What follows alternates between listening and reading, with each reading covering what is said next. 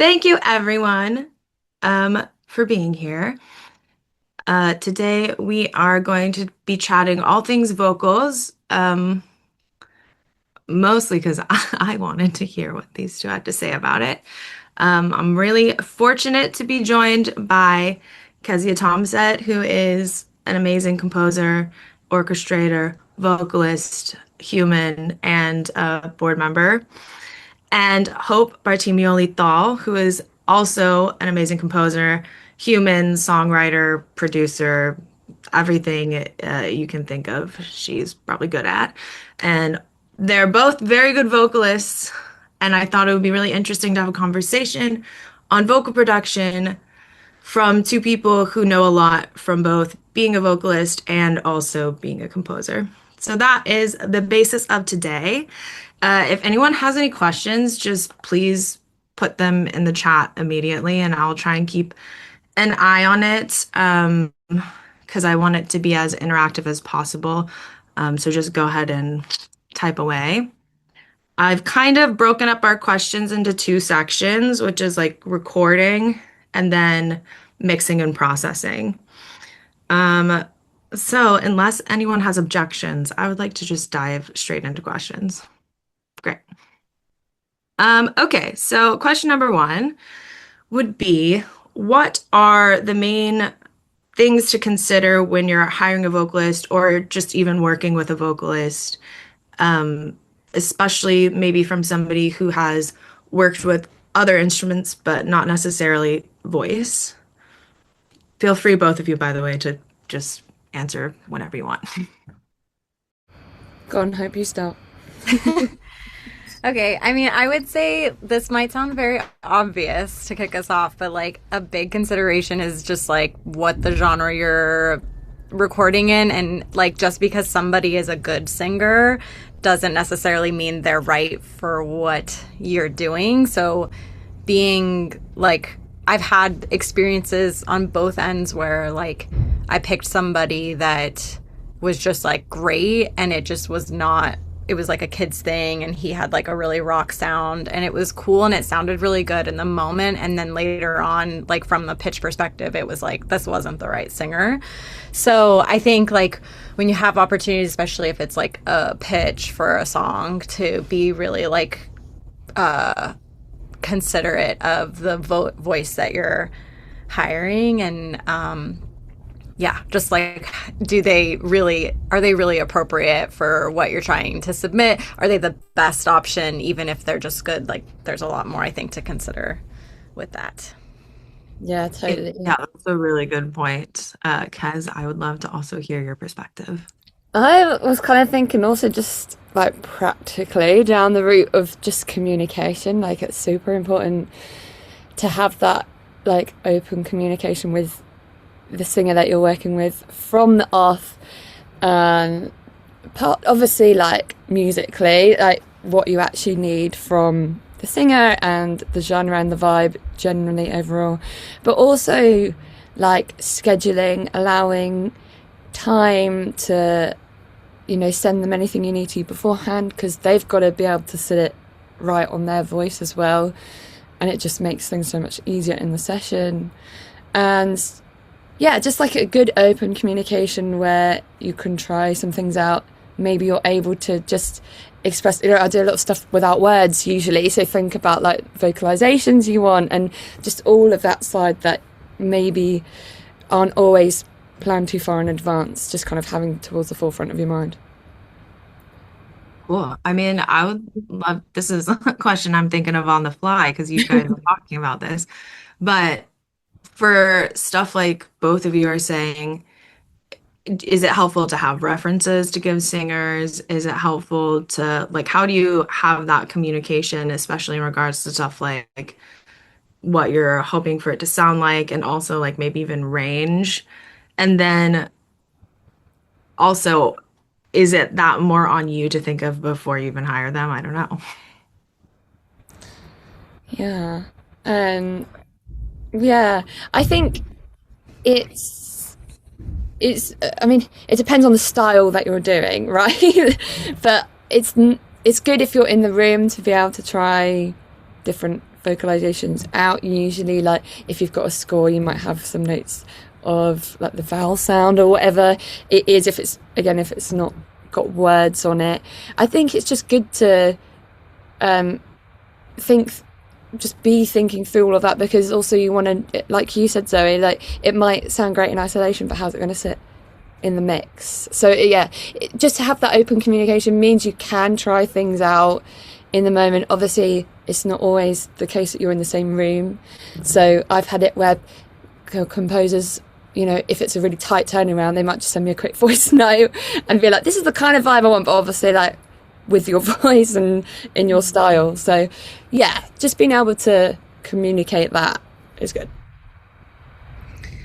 Yeah, I in the song stuff, it's really easy for me to like adjust keys if I get somebody in the room and it is, I think what is my job is to be perceiving enough, because sometimes, like, you know, when you're the player, no matter what kind of player you are, you want to, if you're the singer, you know, in that case, like, you want to please the person. And so, like, if you come in and something feels really high, there's this like, oh, I can do it, or something, and or really low.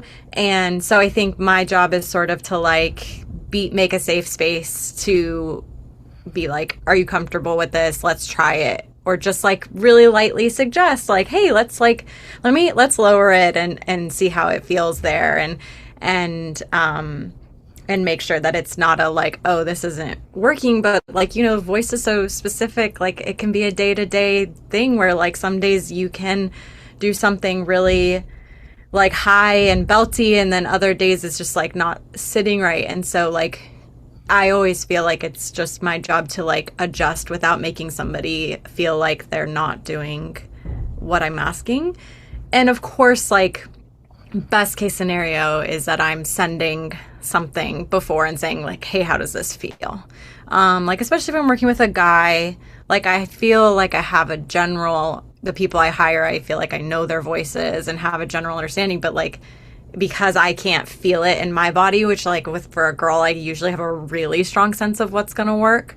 But with a guy, like I often send it like as early as I can to get an idea of key. But yeah, in songs, it's very easy to adjust. But like, you know, if score stuff, if you already recorded some stuff live and things like that, you obviously want to be more prepared that they're going to be able to deliver what's already in your session. So part of it's like, how much do I need to prep and how much can I react in the moment to what's going on? Genius. Can I just say something on that? Because just off that, the difference, and I mentioned this to you before, Zoe, like the difference it makes having that like just calm aura in the room and like just being comfortable, because it's such a muscular thing. And, you know, as Hope was saying, it's so specific to each person. You need to have that ease in that relationship. It just makes such a massive difference, and you're going to get so much more from your singer if they're feeling really comfortable, as we all know, you know, in anything, but especially with the voice. Just like even stuff like lighting a candle, making the lighting nice, like making it just feel a very calm environment. I know, like, when I have done session vocals, makes a huge difference to when you're just walking in and the fluorescents are in your face and you're like... And you know what, like, even ensuring they have space to warm up before without you in the room, if that's possible, just so they can make crazy sounds and like ease into the vocals. Because the likelihood is, if it's an in-person session, I usually warm up first, but go in, and by the time I've got there, you know, it's an hour and a half, 2 hours. And you need just like, I make some really weird sounds when I warm up. And if you've got just a bit of space to just do that and do your ritual and routine, that really helps ease in to the session. Beautiful. I'm going to read this question from Katie because I feel like it really nicely fits, which is, when you are doing remote recordings with a vocalist, what kind of assets and instructions or references or notes are helpful. So like what should we provide ahead of time as the composer? I usually make like a list of if they're recording remotely and I'm not like zooming while they're recording, they're just gonna deliver. I usually make a list of like, I want doubles of the chorus. I want, like, if I'm asking them to do everything like harmonies and things, I usually basically like produce it all in my head and write down like everything that I would want. And so including like every double, every harmony, and then usually I send like sounds like this, a decent amount of stuff ahead of time. But I also really like to reassure the person that the reason I'm bringing them in is because I want their voice. I think like too much time spent like trying to tell them who to sound like. I don't know, vocalists, we're temperamental, like, and our egos are a little fragile at times when it comes to that. And so like there's such a mental, like, in a game of like being encouraging and being like, I hired you because your voice is so great. And so usually I try and be very like, I want all these things like technical, and then I try and be like, you're amazing. This is why I hired you. Please be yourself. Those I think are kind of important to pair so that someone doesn't become immediately overwhelmed by hoping that thinking that I want them to, embody somebody else for a recording.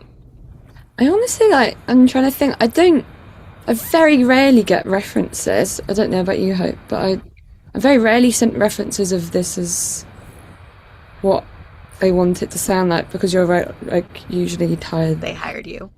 Your voice. Yeah. It would be more, I don't think they just maybe send the context of the music itself and information from that side. Maybe if it's a case of like, if it's a new singer that you haven't worked with, you might like have already asked for their reel or something and say that this is specifically, this part is more like that. Yeah. I do. So like in my context, it would be because I'm doing a song pitch for like Disney, Nickelodeon, and those companies where they send me references of what the energy of the song is. And so usually I would like include those to the vocalist to be like, hopefully at that point it's very self-explanatory by what I've written. And then, but like, what, for me, I try and just paint as much of a picture as I can so somebody feels like armed with as much information, especially if I'm not going to be there. But yeah, without like being like sound like somebody else, or like these references. If they're like, I'm not Katy Perry, it's like, I'm not asking you to be that, so I think it's more just about like stylistically, like if the genre is leaning to a certain thing, to be like, these are some of the references. But if it's like a score, nobody's being like, hey, sound like so and so as you ooh and ah through this, so yeah. Do you guys send or like suggest sending a score? When is that something that would be like an expectation versus should you just have a conversation with them about if that's even helpful? A score for music versus like an audio file for them to reference. I mean, maybe it again depends what it's for score stuff. When there's, a lot or a full session's worth, I would usually receive score, but again, that's not always time. Sometimes it's just, can you just jump on this really quickly? And, I'll just be straight in the session with the MIDI and the audio bounced. But I think scores are definitely helpful from the composer side, in whatever instrument it is, really, because you can take directions in that and, phrasing and all stuff like that you can sketch out that you maybe can't as clearly in a project. It just gives you a bit more flexibility to be a little bit more prescriptive.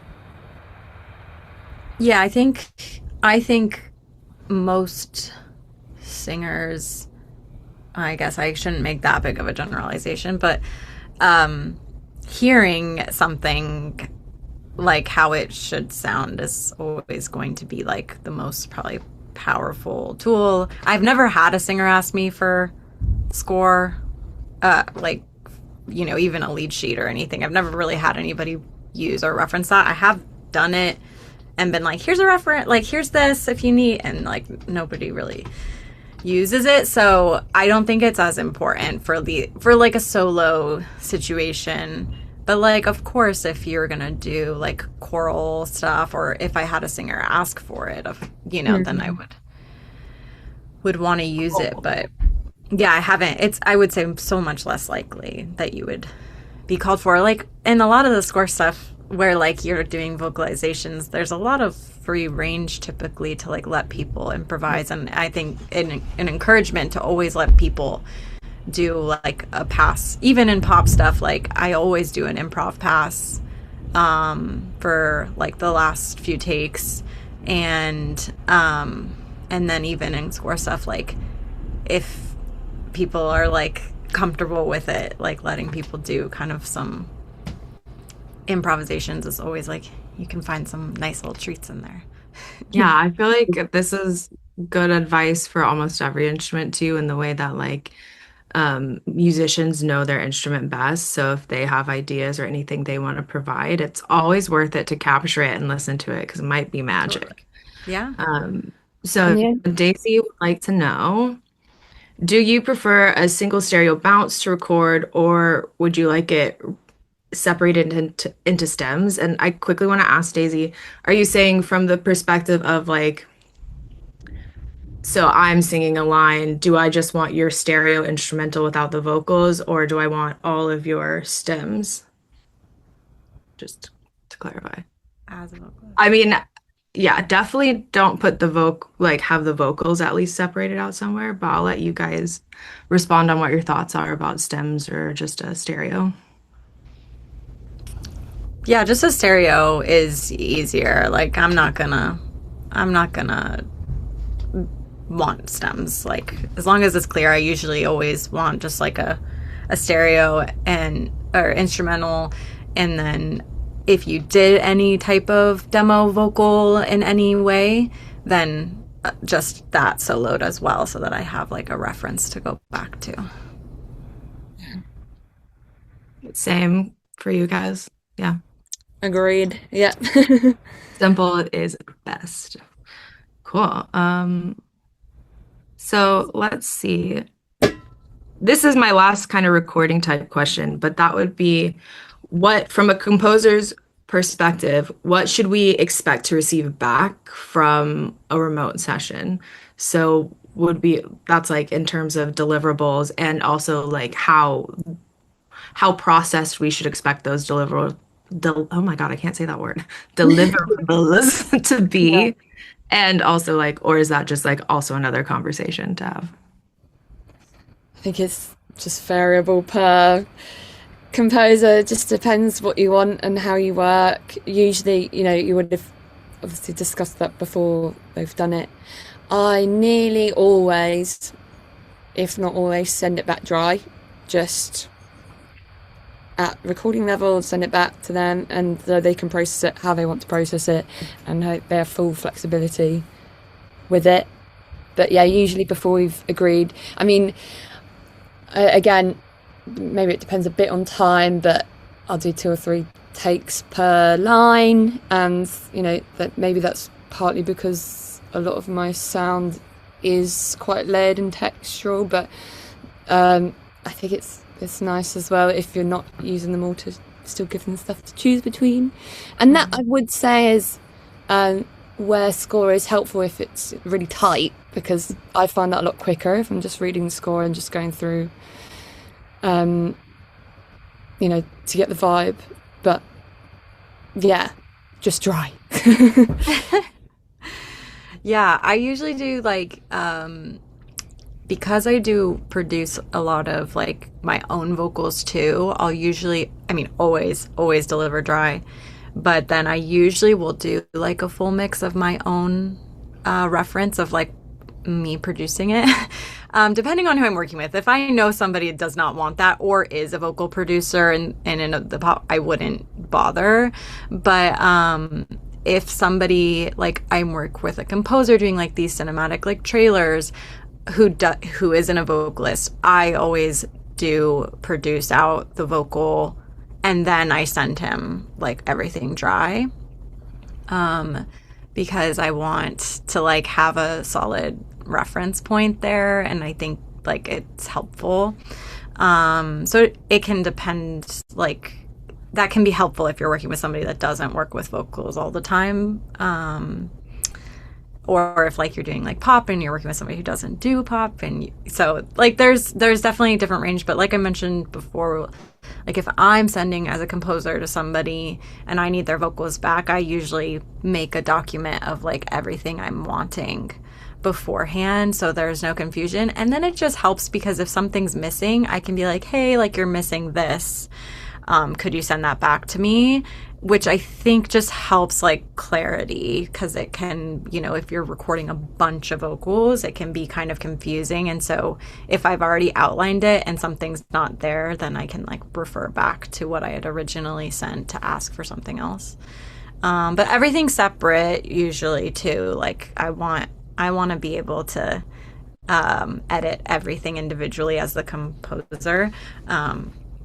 So like even if you send a reference of like the full thing, you want everything to be individual, especially as you move into editing. I have worked with vocalists too who edit, like will time and tune and edit their own vocals, but I still want and like that's what I do for people too, but I still do want everything separate. Yeah, I feel like I will chop out the background noise if my dog barked or something, but yeah, exactly. Yeah. Like any blaringly annoying things that somebody doesn't need, I'll try and take out. Yeah, which is great. Yeah. Cool. So yeah, right. I know we didn't mention that, but like comping your own vocal, I don't send somebody every take I did and be like, have fun. Yeah.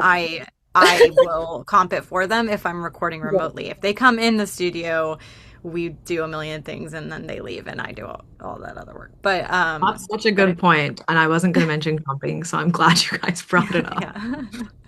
Cool. So does anybody have any more recording questions? Speak now or we shall move on. Actually, I will move on, but if I see your question in the chat, I'll backtrack. So this is like the most vague and open question, but what in general are the main things you're going to do to edit and process vocals? Also, my neighbors are having like fun in their backyard. Sorry if you hear that. Aw. That's nice. Yeah. You're going to go first, Kezia. So yeah, the question was general mix. Just general, say I've recorded these vocals or I've gotten them back from a vocalist. What are like the kind of main groups of ways you're expected to process and edit things? I mean, I guess just my go-to like starting point is always put some compression on there, put an EQ on there. Depending on the style as well, because I do a lot of lighter, more airy vocals, and sometimes, you know, you need a bit more bass, which is going to be different. And always some form, or, well, maybe not always, often some form of verb, and I'll do that through buses, and that's just my go-to starting point. Mm. Oh, yeah. Yeah, so I, like, first thing, if I've finished and it's comped and everything, and I have a bunch, I have like a vocal chain that I will turn on, but if it's all raw, I will usually turn most of it off and just start by timing everything. So like if it's anything pop related, the timing is like the biggest. Like it has to be so tight. So if I have a bunch of doubles and everything like that, I'm like immediately just going into the land of tuning and timing. And so I usually like solo one vocal at a time, turn on a click track, and start, like, if it's Melodyne, I use the Logic Flex Pitch, although you should use a Melodyne if you get really serious about it. But yeah, I usually start there because it'll sound so much better by the time I actually have done that work. And for like pop music, I feel that it has to have that before I like start doing a ton more processing, or else it kind of just always doesn't sound like super professional yet. So yeah. And then I have like, once I start turning on all my, the nice thing is like with the vocal chain, I turn it on and it does immediately sound good. Like it's in your face. It's like, it sounds very pop for this vocal chain or whatever. And so that's really nice. But like, if you haven't done all that other work yet, it's always going to sound, you know, not as professional and polished. So I really like, that's kind of like the thing that I think a lot of people, I've worked with a lot of other producers who kind of turn on their vocal chain and don't go through that because it's so tedious and long. And if we're like pitching for something that's going to turn around really quickly. And I mean, when I tell you that, like, if I A-B'd like somebody who tuned in timed and somebody who turned on auto-tune, it's like night and day in terms of like professional quality sound. So Yeah, I'm one of those people because it's so much work. it's a lot of But work. I think like a good point too is like with that stuff, it does have to happen for like genre specific things. Right. Which is kind of one of my questions, which is just like, do you always have to be thinking about genre when you're doing any kind of producing on vocals or any editing? And what's a good place to maybe start listening wise for Mm. composers if they're thinking about that kind of thing? I was gonna say actually because um, I don't. I think it is genre specific because I guess I do a lot more score stuff vocally, or like my music's maybe more ethereal, like spacey. So my vocals aren't going to be super tight up front in the mix, you know. And so I won't be quantizing, or no, not quantizing, but getting it perfectly on grid. I'm not usually also tuning them to perfection either because stylistically it's more textural and filmic, and in that world, you know, it's very different genres. So I forgot what the question was, sorry. Just kind of like, first off, you are answering it, so thank you. And then also, like, what is a good place for a composer to start, like, using their ears wise if they're trying to figure out, okay, this is like this kind of track versus this kind of track. How do I really listen to it to figure out where I should be starting? Yeah, I mean, if it really is like anything, if I feel like if becoming a composer, like so much of it is like sitting down and listening to music and going like, what is the brass doing? What is the bass doing? And vocally, like that's tuning your ear to something a little bit different, which is like, what are the effects on this vocal? And what you'll see in like the pop world, pop like capital P, you know, is like really tight, really in your face, really compressed, you know, like that stuff is, you know, very specific. And then the film world, like it will sound very human. Like you're talking about, like I did a film one time where like I had this all vocal cue and it was weird, and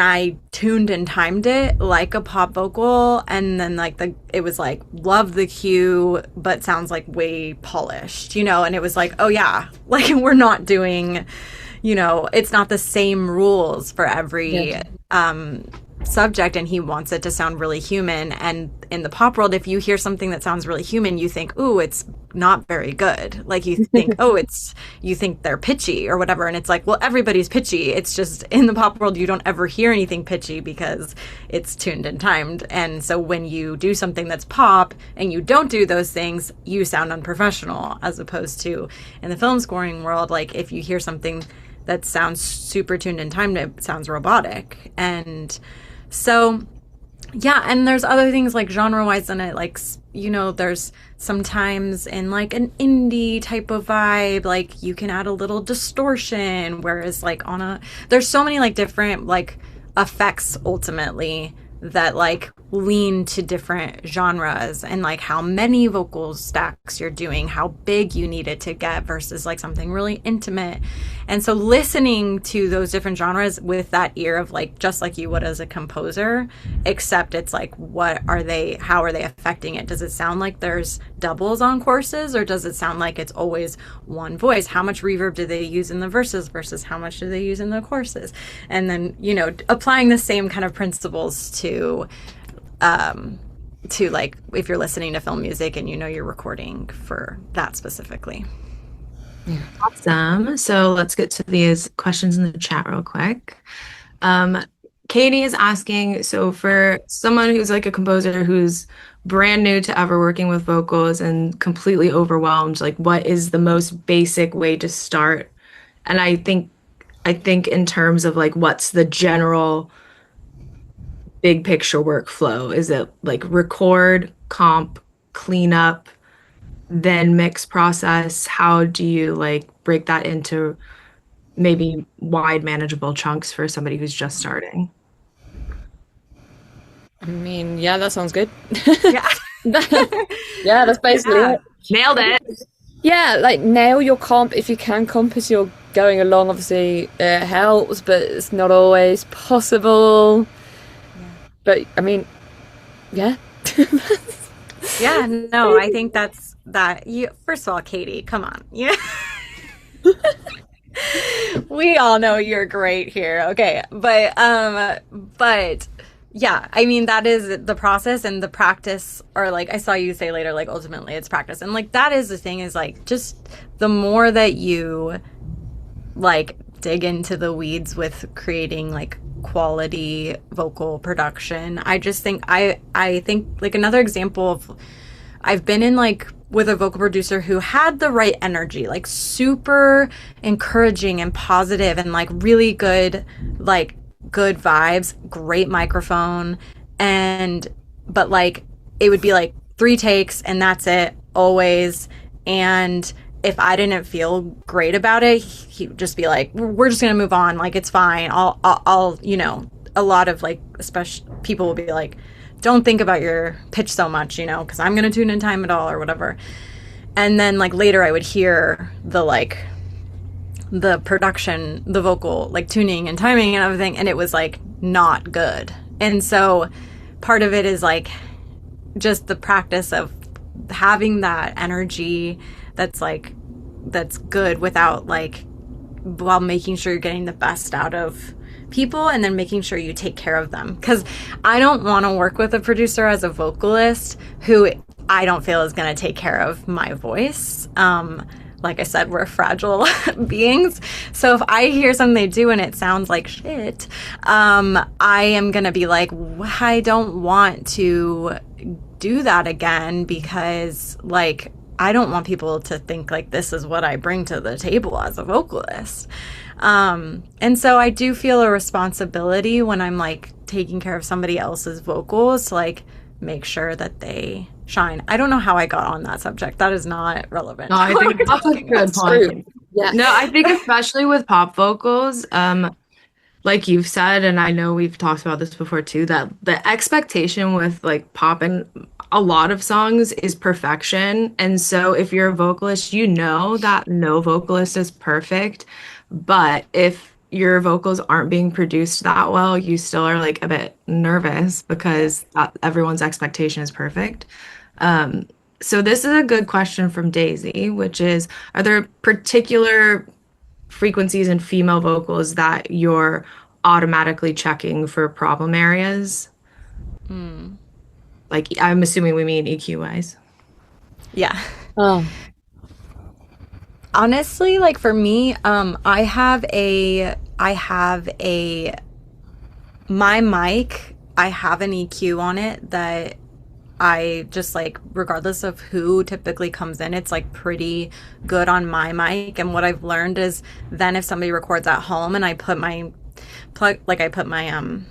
vocal what is it called? My Chain. chain.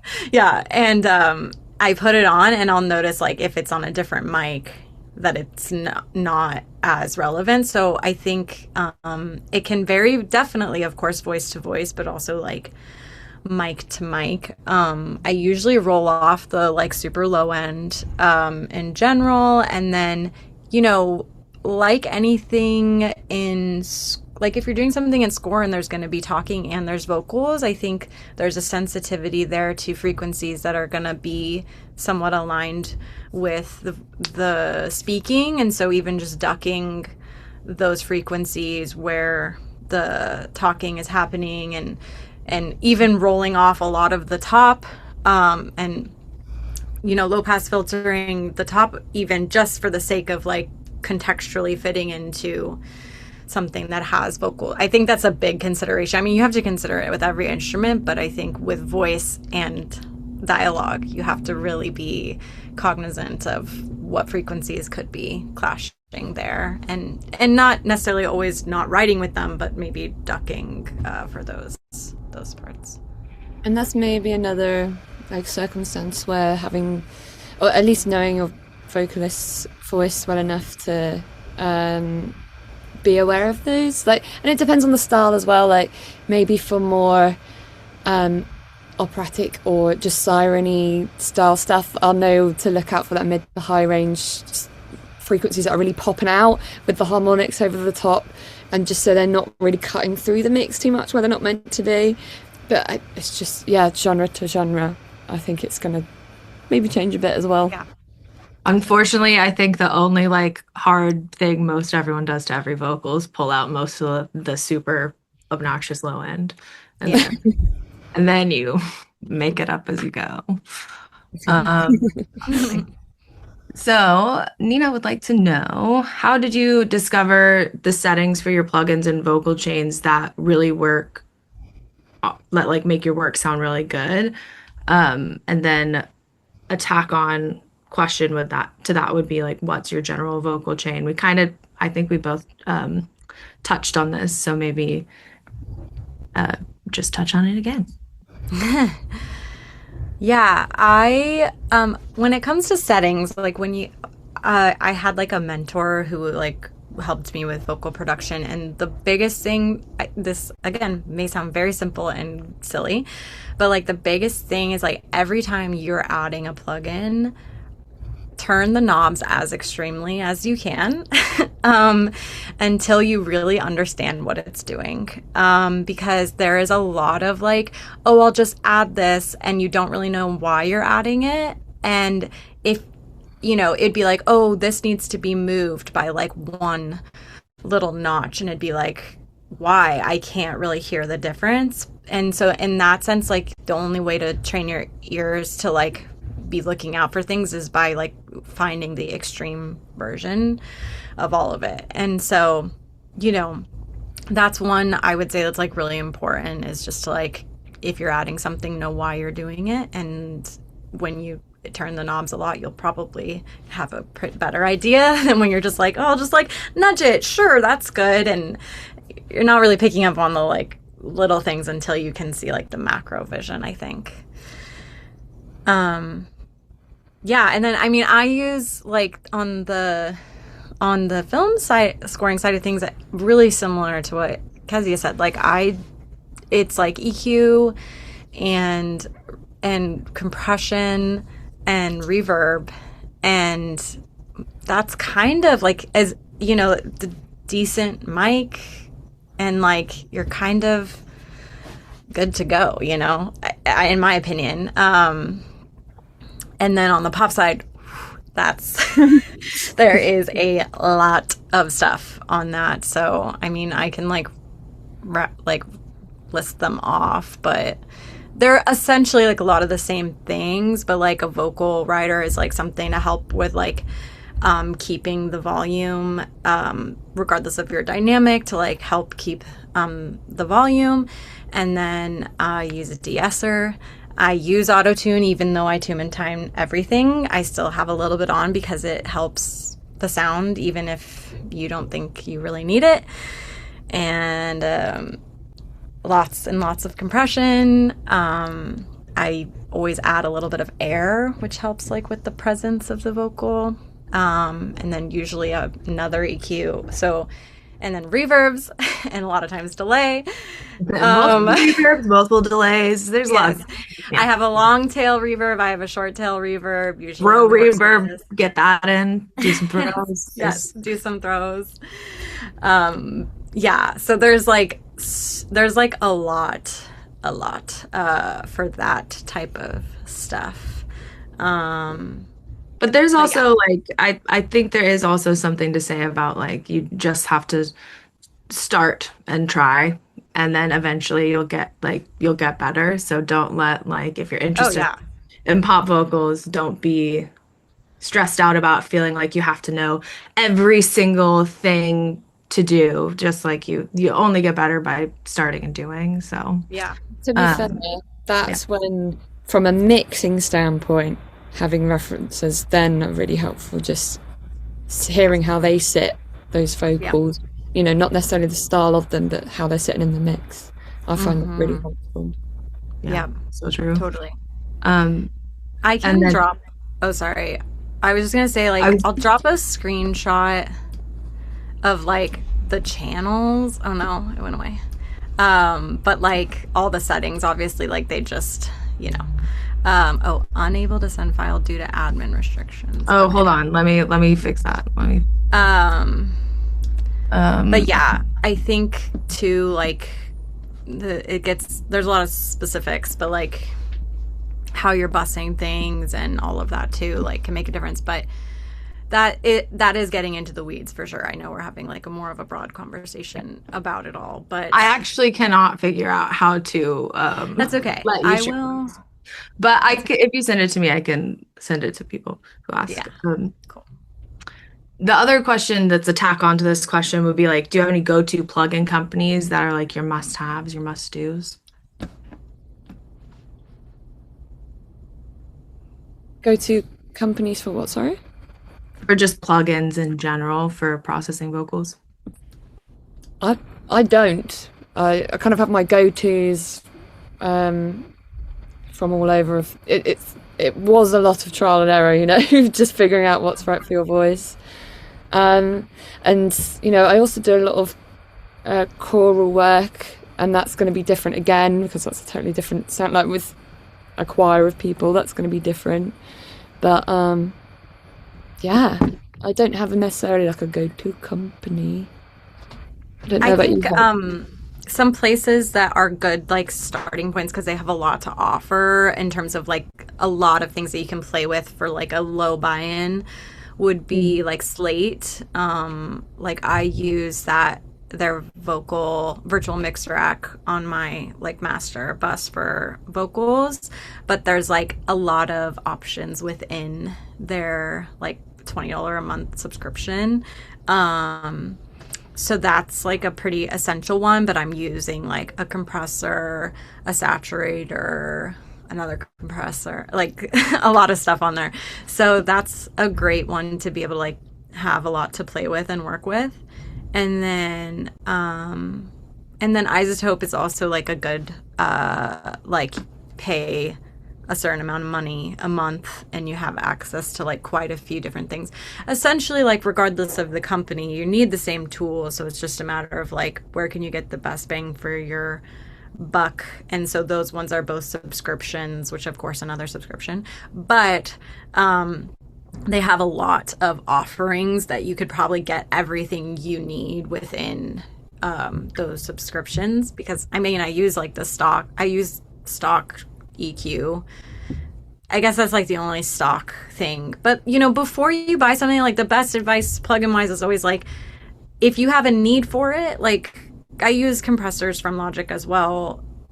I use the Slate ones too, but like play with what you have as in a stock setting and then figure out like, is there a version of this that could do something bigger and better for me and that have a need for it. So these companies like Slate and Isotope, you can play, which is really nice. But of course, like going out and buying a bunch of like things people say vocalists are good for vocals, and I find that I don't pull them in unless I knew that I like really needed that thing. So, Yeah, I feel like there are really not that many plugins out there that are like specific things that only this one thing can do. And right, so, exactly. yeah, And you so probably have a have stock version of almost everything. everything. Yeah. And it's just a matter of like, so once you've gotten good with the stock version, that really helps go like, okay, do I need the next level of this? And then if so, I can like venture out. But the things that we've like mentioned, most DAWs are gonna come with them, and then it's just a matter of like, And is like it not your sounding ability typical? to listen and like think about like it like and if you're EQing a vocal, your ability to listen and like decide what you think is the frequencies that need to be boosted or need to be taken away is ultimately going to help you out way more than like buying a more expensive EQ. Yeah. And truly, like, the best project to do is anybody who like ventures into the pop world, especially if they're in the composing world. The best project, even if you're just producing, is to pick a song you really like and try and recreate it.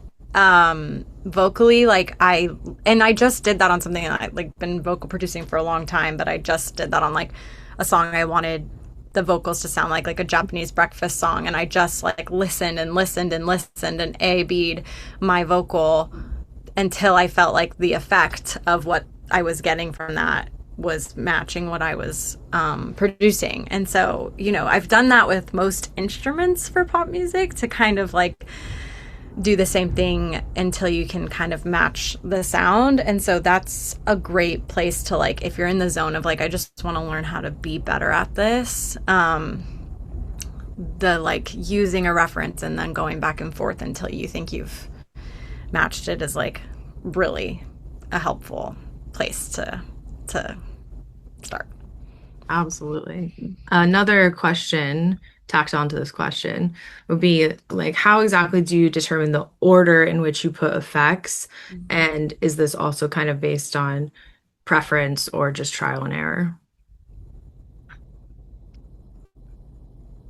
Go on, Hope. I always start with an EQ. Sorry, go ahead, Kezia. No, I said you go. You go. Oh, I always start with an EQ. I mean, that's like for sure the first thing. And then usually the way that I'm building is I'm looking at my thing now to kind of like the way that you're building is sort of like getting rid of frequencies you don't want kind of first. So like I do EQ and then a de-esser.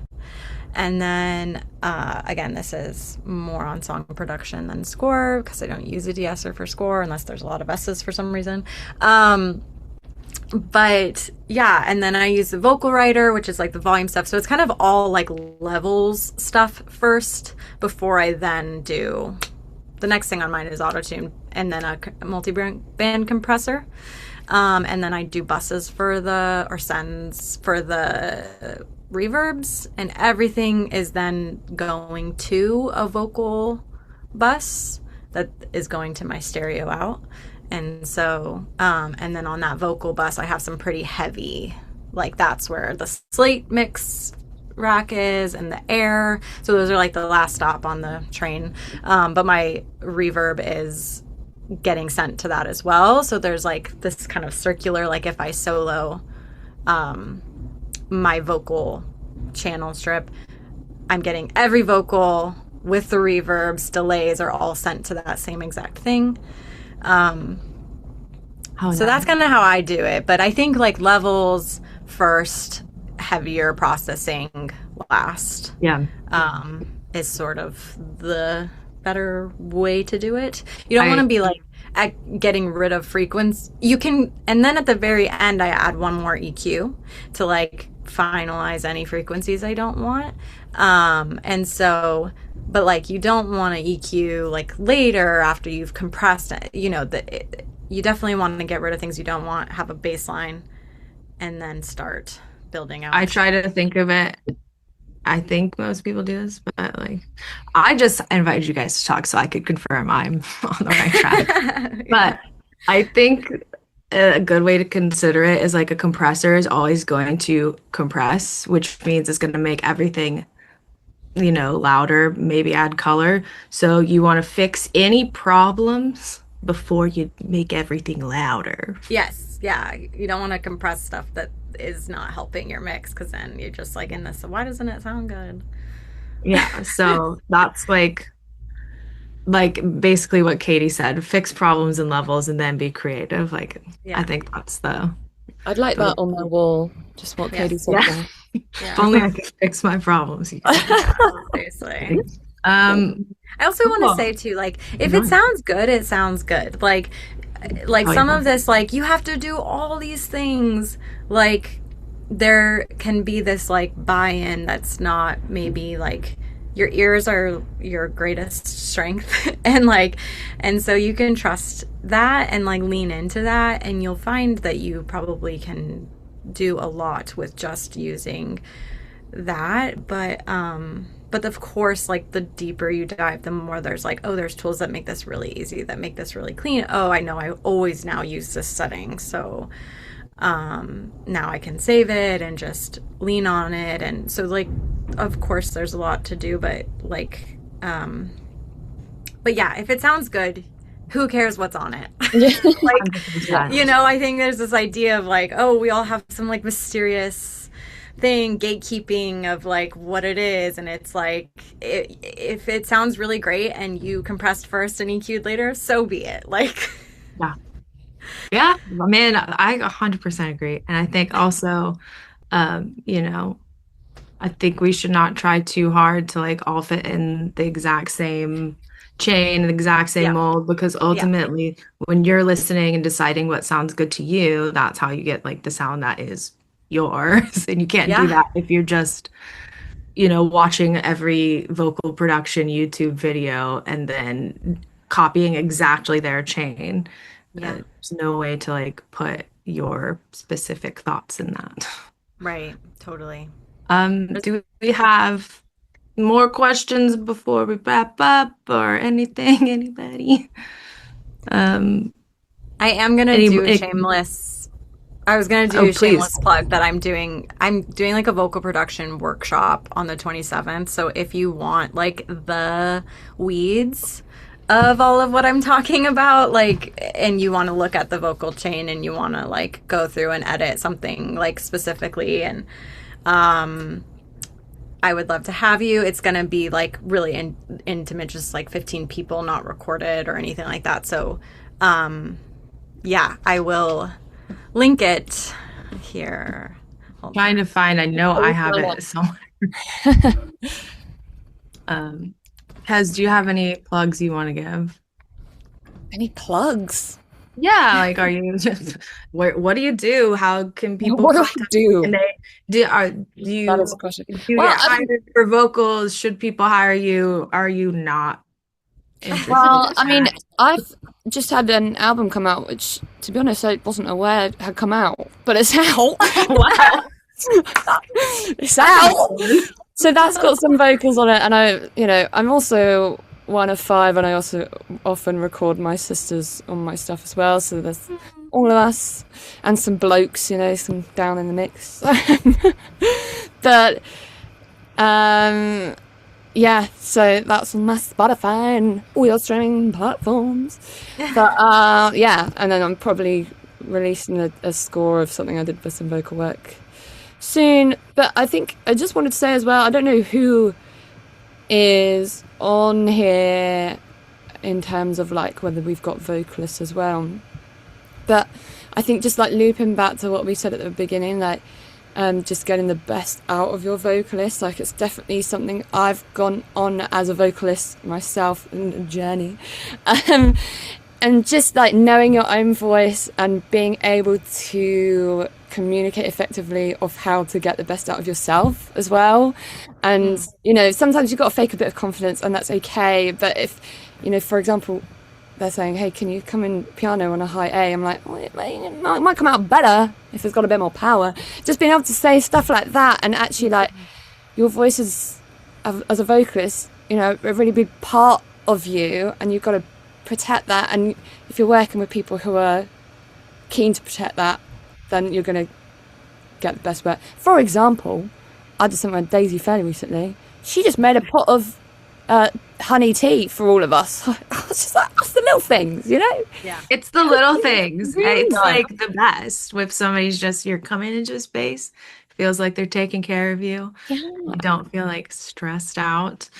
Yeah. But that's also really good advice of it's also like if you're a vocalist, it's good to be communicating. And- Yeah. My work too.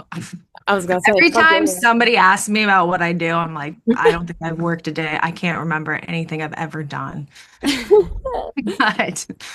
But this is my Instagram. You guys could follow me if you want. Let's all follow each other.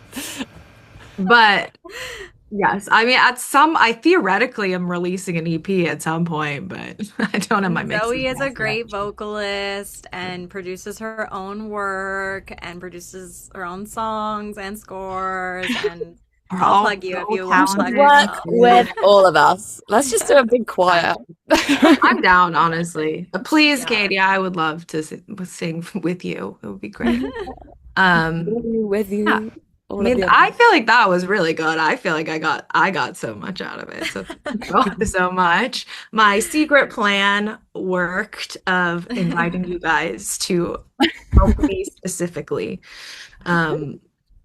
I hope everybody enjoyed it. I believe this will be recorded and put on YouTube. If you have any questions or you want to follow up, you guys can always email me, by the way. This is my email and I can pass any info along. Please sign up for Hope's workshop. Please hire Kez and everything's great. Love it. Thanks, guys. I'm coming to Farewell. that. See you at the workshop, everyone. See you later. Yeah.